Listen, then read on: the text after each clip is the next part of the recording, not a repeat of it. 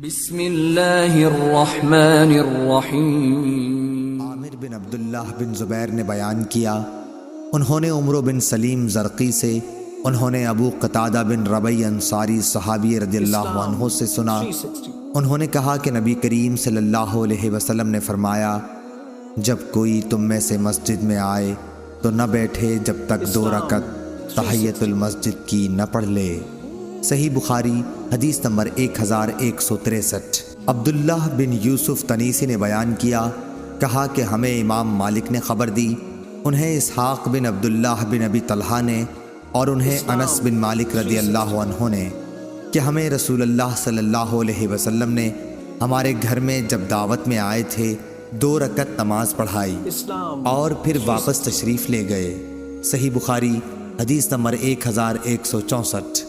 لیث نے عقیل سے بیان کیا، عقیل سے ابن شہاب نے، انہوں نے کہا کہ مجھے سالم نے خبر دی اور انہیں حضرت عبداللہ بن عمر رضی اللہ عنہ نے، آپ نے بتلایا کہ میں نے رسول اللہ صلی اللہ علیہ وسلم کے ساتھ ظہر سے پہلے 2 رکعت سنت پڑھی اور ظہر کے بعد 2 رکعت اور جمعے کے بعد 2 رکعت اور مغرب کے بعد 2 رکعت اور عشاء کے بعد بھی 2 رکعت نماز سنت پڑھی ہے۔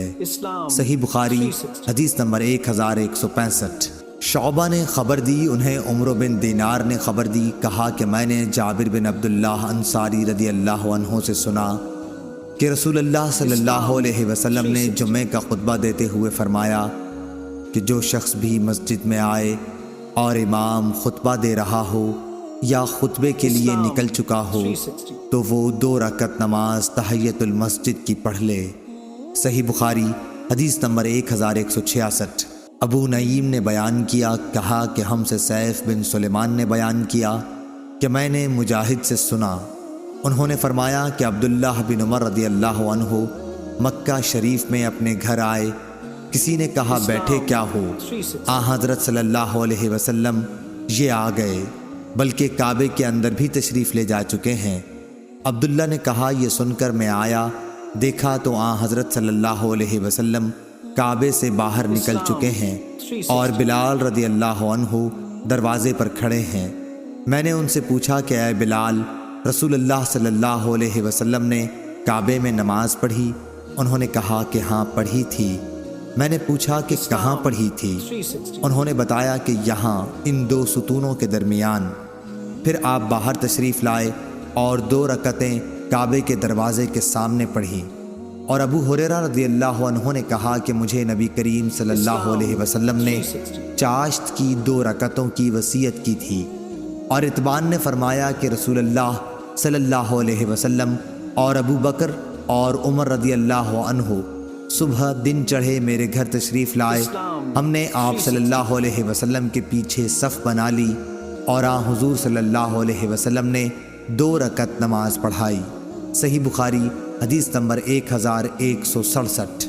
ابو نضر سالم نے بیان کیا کہ مجھ سے میرے باپ ابو امیہ نے بیان کیا، ان سے ابو سلمہ نے اور ان سے عائشہ رضی اللہ عنہا نے کہ نبی کریم صلی اللہ علیہ وسلم جب 2 رکعت فجر کی سنت پڑھ چکتے تو اس وقت اگر میں جاگتی ہوتی تو آپ مجھ سے باتیں کرتے، ورنہ لیٹ جاتے۔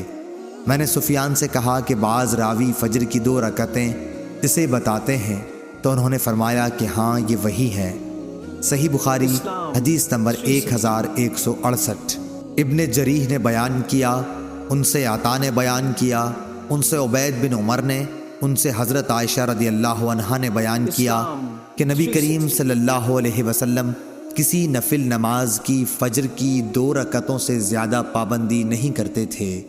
صحیح بخاری حدیث نمبر 1169۔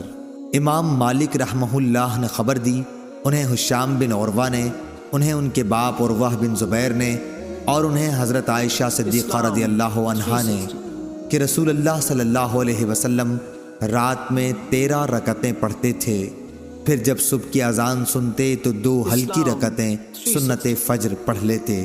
صحیح بخاری حدیث نمبر 1170۔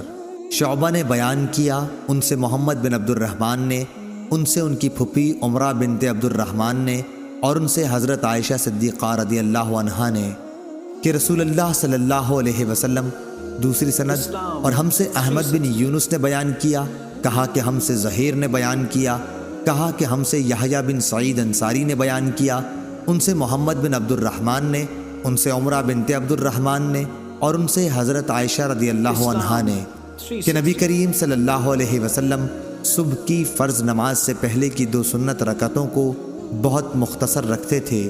آپ صلی اللہ علیہ وسلم نے ان میں سورہ فاتحہ بھی پڑھی یا نہیں میں یہ بھی نہیں کہہ سکتی۔ صحیح بخاری حدیث نمبر 1171۔